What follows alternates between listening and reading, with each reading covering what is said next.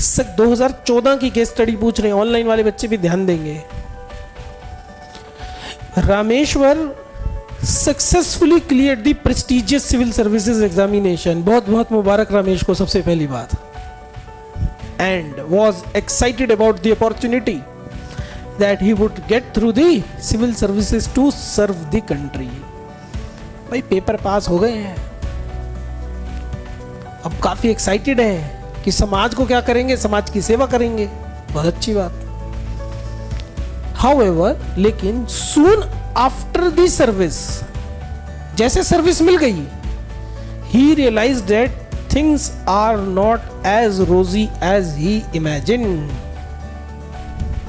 उतनी भी आसान और अच्छी नहीं है। रोज कितना अच्छा लगता है, गुलाब का फूल कितना अच्छा लगता है, कांटे होते हैं ना। इसे लगा यार इतना भी आसान नहीं था जितना हमें लग रहा था। He found a number of malpractices, उसको लगा बहुत सारा गलत चीजें हो रही हैं prevailing in the department assigned to him। जो विभाग उसको दिया गया, जो डिपार्टमेंट उसको दिया गया, उसमें बहुत सब कुछ गलत हो रहा था। For example, funds under various schemes and grants were being misappropriated। Funds का क्या मतलब होता है? पैसा। जिस काम के लिए पैसा मिलता था, जिस पॉलिसी के लिए, ग्रांट के लिए, स्कीम के लिए, उस पैसे का दुरुपयोग होता था। वहां पर मिला किसी के लिए है, कर दिया कहीं और। The official facilities were frequently used for, office की फैसिलिटी किस लिए यूज होती थी? पर्सनल नीड्स के लिए। जैसे गाड़ी है सरकार की, चला रहे हैं घर पे खुद ही भाई। After some times, he noticed that the process of recruiting the staff was not up to the mark। उस विभाग में जो लोगों को नौकरी पे रखा जाता है, जिस तरीके से पेपर पास करके रखना चाहिए, जो हमारे को क्वालिटीज देख कर रखनी चाहिए, वैसे नहीं रखते। कैसे करते हैं? पैसे वैसे दे करके, सेटिंग वेटिंग करके, रिश्वत देकर उस डिपार्टमेंट में लगा दिए जाते हैं। उसको ये बात पता लग रही है पैसे का भी गड़बड़ चल रहा है, रिक्रूटमेंट भी गलत तरीके से हो रही है। Prospective candidates were required to write an examination in which a lot of cheating was going on। जो बच्चे आते हैं उनको क्या कराई जाती है? नकल कराई जा रही है, चीटिंग कराई जा रही है। Some candidates were provided external help in the examination। external help का क्या मतलब होता है? बाहर किसी बंदे को बुला लाते हैं, वो उसको कहते हैं ये लिख दे, ये लिख दे, या दे हम ही लिख देते हैं, तेरा इतनी देर में तेरे साथ सर खाएं, लिख देंगे।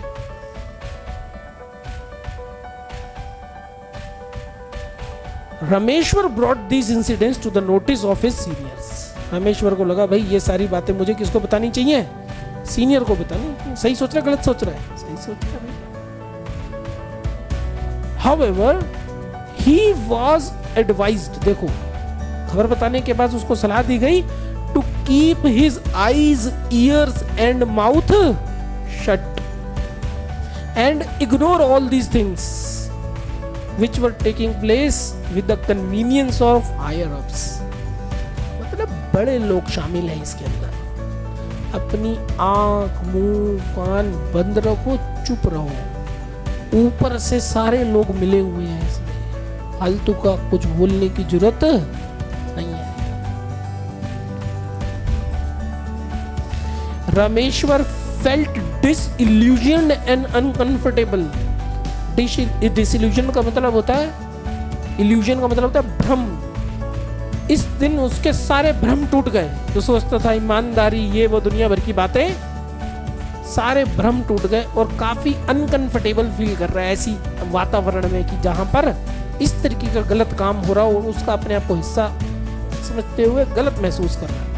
He comes to seek your advice। अब रामेश्वर तुम्हारे पास आया है सलाह लेने के लिए, और वो पूछ रहा है how would you help him to evaluate these options and choose the most appropriate path to be adopted। और तुमसे अगर पूछ रहा है कि क्या किया जाए और जो वो क्या कर सकता है और उसको जो कर सकता है उसमें क्या करना चाहिए।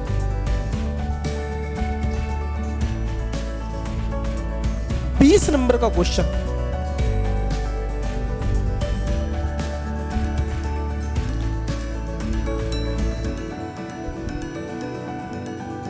नंबर का क्वेश्चन समझ पाए या नहीं समझ पाए? समझ पाए ना? क्वेश्चन एक आईएएस बन गया, उसके विभाग में गलत हो रहा, उसे पता लग गया, उसने सीनियर को बोला, उसने बोला भाई चुप रहे। क्या लगता है, चुप रहना चाहिए? रहना चाहिए चुप? क्या करना चाहिए? बगावत कर दे? लगता है, चलो पता है नहीं पता, लगता क्या है। अच्छा, यूपीएससी ने क्वेश्चन जो है वो हाई फाई पूछा है, इतना तो महसूस हो रहा हो, क्या लग रहा है? क्वेश्चन जबरदस्त है, वैल्यूज की बात तो है। इसका मतलब है, देखो इंटीग्रिटी में हमने एक बात पढ़ी है, जो सच होता है ना उस पर टिके रहना। सच क्या है कि ये गलत हो रहा है, विपरीत परिस्थितियां कितनी हो जाए, परिस्थितियां कितनी खराब हो जाए, सच पे टिके रहना है। खराब परिस्थितियां जितनी खराब हो जाए, सच पे टिके रहना ही सत्यनिष्ठा है। सत्यनिष्ठा में तो सच बोलना पड़ेगा और सच पे टिके रहना पड़ेगा। इसका मतलब है ये क्वेश्चन है तो इंटीग्रिटी पे, ये बात तो तय है, इस पे कोई डाउट नहीं है कि भाई question is on integrity. And इसमें देखो एक बात और है, क्वेश्चन किसके ऊपर है?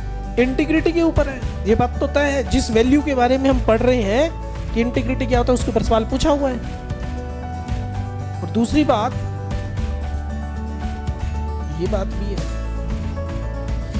इसके पास इंटीग्रिटी तो है लेकिन इस बंदे के पास नॉलेज नहीं है। इसको ये नहीं पता खाते कैसे अगर फंड्स मिस अप्रोप्रिएट हो रहे हैं तो भाई ऑडिट सिस्टम कैसा होना चाहिए, फाइनेंशियल बुक्स ऑफ अकाउंट्स कैसे प्रिपेयर होने चाहिए, रिपोर्टिंग कैसी होनी चाहिए, ट्रांसपेरेंसी कैसे मेंटेन होनी चाहिए, फाइनेंशियल अकाउंटिंग और फाइनेंशियल नॉलेज इसके पास नहीं है। अगर इसके पास ये नहीं, इसको पता ही नहीं है कि सिस्टम कैसे बनाया जाता है, इसके पास सिस्टम की नॉलेज नहीं है, इसके पास अकाउंट्स की नॉलेज नहीं है, इसके पास ऑडिट की नॉलेज नहीं है, इसके पास फाइनेंस की नॉलेज नहीं है, इसके पास सिटीजन चार्टर वगैरह की नॉलेज नहीं है। जब नॉलेज ही नहीं है, ईमानदार रह के करेगा भी क्या? कर सकता है पर्दाफाश?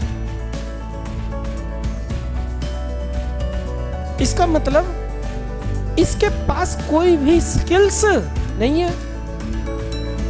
सिचुएशन को हम समझे कैसे? सबसे बड़ी बात तो ये भी है ना, तुम्हारे सामने एक सिचुएशन है, ये तुम सिचुएशन को देखकर ये समझ गए भाई बात वही है कि ज्ञान के बगैर ईमानदारी क्या है, व्यर्थ है। अब ये कितना जो है झंडे गाड़ दे, उसके झंडे गाड़ने से कुछ होगा? कुछ भी नहीं होगा। हाँ, अगर इसकी स्किल्स डेवलप कराई जाए, इसको सिस्टम सिखाया जाए, वो आपसे सलाह लेने आया है कि क्या काम करूं, तुम उसको बोलो स्किल्स सीखो, नॉलेज गेन करो कि अकाउंट्स को कैसे बनाया जाए कि उसमें लूपहोल रही ना, ट्रांसपेरेंसी कैसे इंक्रीज की जा सकती है, सिस्टम कैसे इंक्रीज किया जा सकता है, इसके ऊपर जोर दो।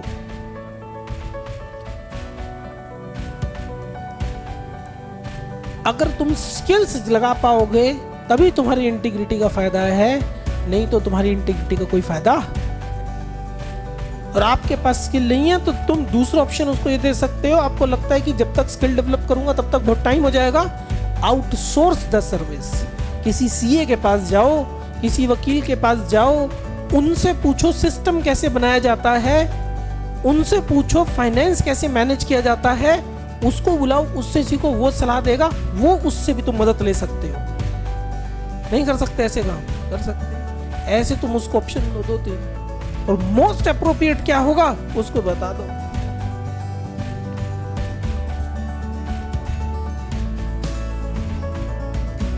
तुम्हारा उद्देश्य इस पूरी केस स्टडी में क्या होना चाहिए मैं कैसे पर्दाफाश कर दूं या गलत को मैं कैसे सही कर दूं, गलत को सबके सामने कैसे ले आऊं, ये तुम्हारा उद्देश्य होगा, या गलत को मैं ठीक कैसे कर दूं, क्या उद्देश्य होना चाहिए? गलत को ठीक कर दूं। गलत तो हो रहा है, दुनिया को पता गलत हो रहा है, तो नई बात थोड़ी ना है। ये हैरान हो जाएंगे, ओहो इतना गलत हो रहा है, सबको पता, इससे बड़ी बड़ी गलतियां हुई हैं। तुम्हें भेजा गया है गलत को सही करने के लिए, कि सरकार की बेइज्जती भी ना हो, लोगों का विश्वास भी सरकार से ना टूटे, और गलत चीज खत्म भी हो जाए। ऐसी योग्यता वाले इंसान हो गए तो जीवन में बहुत आगे बढ़ोगे। यही योग्यताओं को एप्टीट्यूड कहा जाता है, इन्हीं योग्यताओं को वैल्यूज कहा जाता है। और ऐसी पहली वैल्यू का नाम है क्या? इंटीग्रिटी। तो मैं जो तुम्हारे को इंटीग्रिटी पढ़ा रहा हूं, मैं क्या कह रहा हूं? इंटीग्रिटी का संबंध किसके साथ है? नॉलेज के साथ है। एंड इसमें देखो 7 वैल्यूज में एक वैल्यूज दे रखी है, वैल्यू इज एक दे रखी है टॉलरेंस। टॉलरेंस का क्या मतलब है? सहनशीलता। कोई गलत कर रहा है तो तुम्हारे अंदर सहनशीलता भी होनी चाहिए। ये नहीं सर फाड़ के आ गए उसका और अगले दिन जेल में बैठे पड़े हैं। अब तुम्हारे को ठीक करने के लिए कोई चाहिए। सहनशीलता भी होनी चाहिए, ईमानदारी भी होनी चाहिए। इसीलिए कह रहे 7 गुण चाहिए अपने को। 7 गुण है तो यू आर मोस्ट वेलकम।